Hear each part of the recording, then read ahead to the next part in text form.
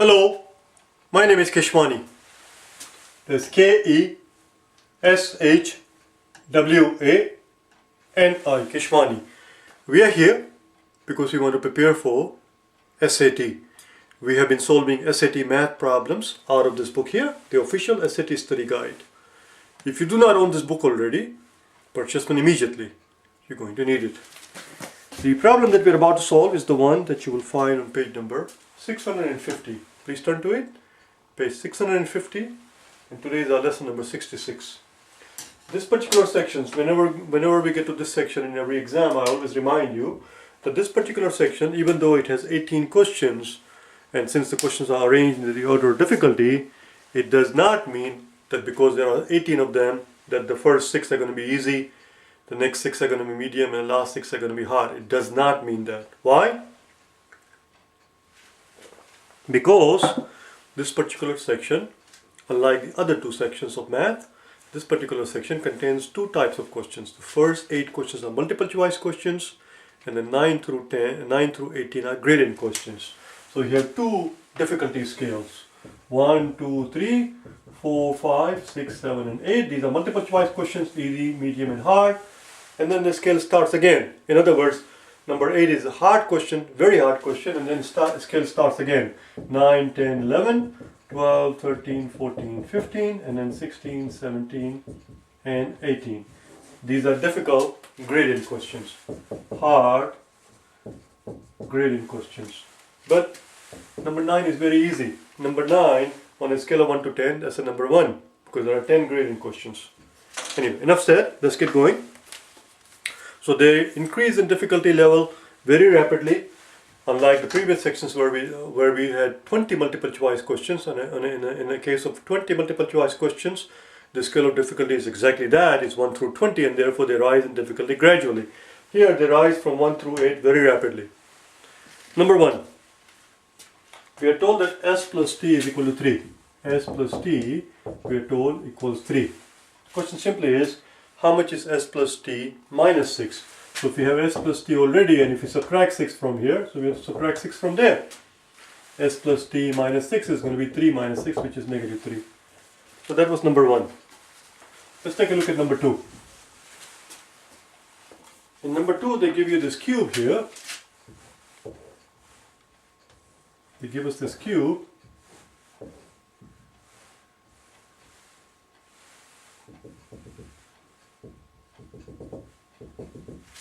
And in this cube, we are being asked, this is a pretty banged up cube if you ask me. That's alright. I don't like it actually. Oh, it doesn't matter. We're being asked on the cube in the picture above, each of the following points is the same distance from P as it is from Q. So let's locate P and Q. Here's our P. And here is our Q. Each point is the same distance except one, and our job is to find that one point. So let's do it. Point A. What is point A? Point A, of course, is the easiest one to see, that the distance from P to A is going to be same as A to Q. So A works fine. It is at the same distance. What about point B? Now point B is a tricky one to see. Point B is up here. And the distance from P to B is going to be this diagonal right here, which is the same diagonal, even though it doesn't look like it. P to B to Q is the exact same diagonal as P to B, because it's on the face here, it looks different here, but it's the same diagonal, they are the same distance. What about point D? Point D, again, point D is the same distance here. I think I'm spending too much time on this problem, it's just too simple. D is right here. The distance from point to point D is the same distance as this one. It's the exact same scenario as the previous scenario where we did point B. It's the exact same scenario. That one works. What about point E? Well, point E is very easy to see.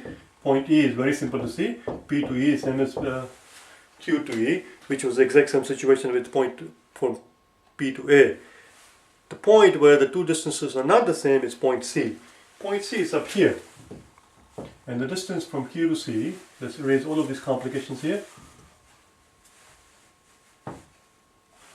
distance from Q to C, of course, is not the same distance at all as the distance from P to C. The answer is C. I'm not going to try to draw everything elaborately because it's just too cumbersome. It's a very simple problem. The answer is C. Number 3. In number 3, as in any easy question, what I'm about to say would apply. In number 3, the only reason you will get it wrong is the carelessness. That is usually the only reason why anybody gets easy question wrong. Everybody gets the easy question wrong every once in a while. I have done it myself. Everybody does it because sometimes we lose our concentration and we become careless. Here's what's going on. So they're giving us a bar graph and the question simply is which of the following pie chart does the same job. And they tell you that the website is 78%. 78% tells us that it's more than 3/4. It's more than 3/4. And if you look at the charts there, the graph that they show you is less than 3/4. In A, it is less than 3/4. It starts somewhere here. A quarter would have been here, but it stops right here somewhere. So it's not quite 3/4. We need more than 3/4. 78% is more than 3/4. It's not A. What about B? B has the exact same problem. B has the exact same problem. It has some other problems too, but it has the exact same problem that the website does not show up as more than 3/4. Now here's the thing. If you end up picking C as opposed to D, the only reason would be the carelessness, because in C, here's what's going on.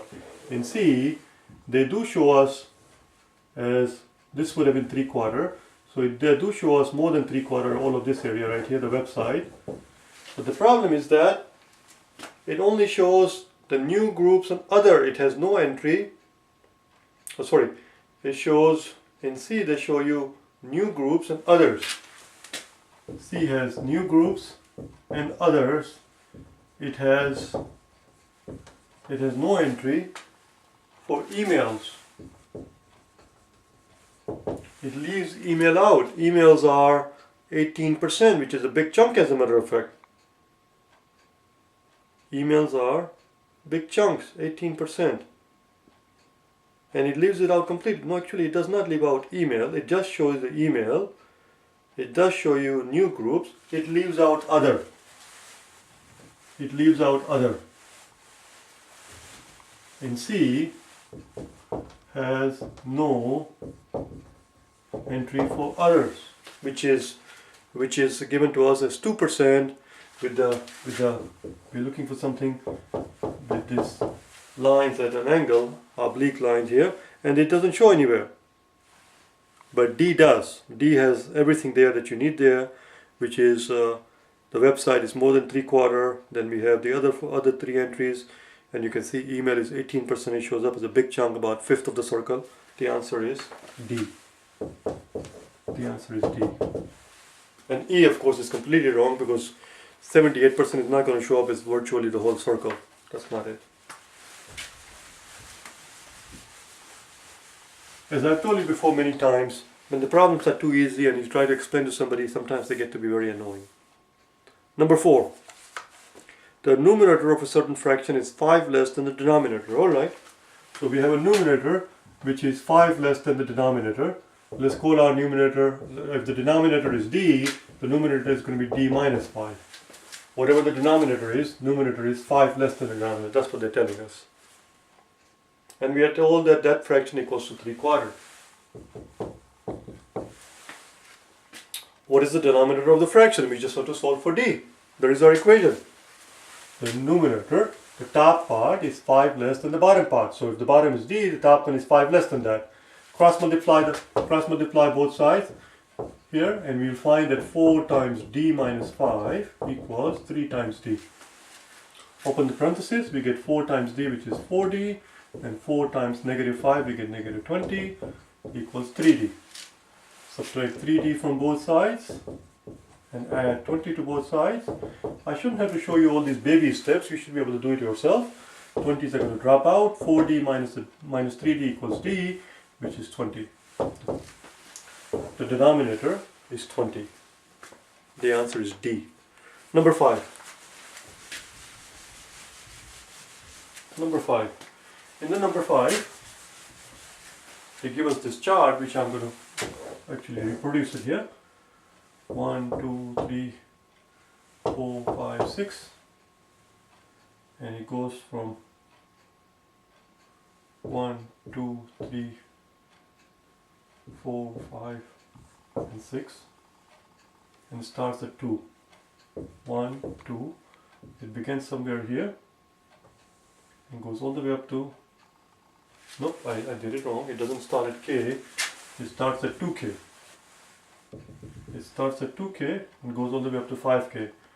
This is K, 2K, 3K, 4K, and 5K. All the way here. And it goes all the way up to 6. 2, 3, 4, 5, and 6. Goes all the way up to 6.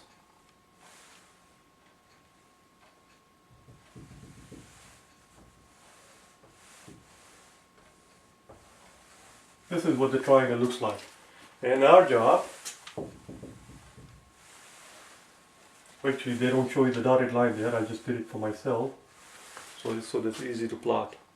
Our job is to find the area of this, our job is to find the value of K, given the fact that the area of this triangle, we are told, is 18. The area of this triangle ABC is 18. Now let's ask ourselves, how does one find area of a triangle? Area of a triangle is area equals 1/2 base times height. 1/2 base. How much is the base of this triangle? Base of the triangle goes from here to here, from 2K to 5K. From 2K to 5K is 3K. That's our base. And how much is the height? The height goes from 2 all the way up to 6. From 2 to 4, from 2 to 6, the height is 4. The height of this triangle is 4. Therefore, if you see a 4 on the top, you see 2 on the bottom. If you divide top and bottom by 2, this 2 will drop out and we get 3K times 2, and we are told that equals 18. If that equals 18, divide both sides by 2. Divide both sides by 2 and 18 will become 9. Divide both sides by 3 and this 3 will drop out and this will become 3. And therefore K equals 3. That's it. The value of K is 3.